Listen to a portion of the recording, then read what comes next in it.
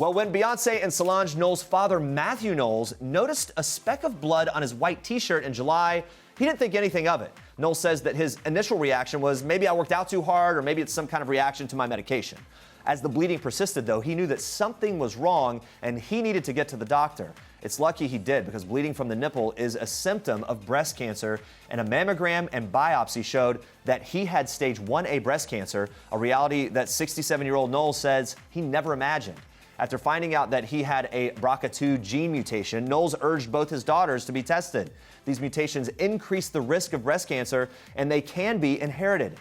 Knowles had a mastectomy to remove his right breast in July, and he plans to have his left breast removed as a preventative measure in January. Now, today, Knowles is cancer-free, but he's realistic about the risk that it could come back. He's become an advocate of early detection and says he wants to take away the stigma of shame, the stigma that men have to be tough.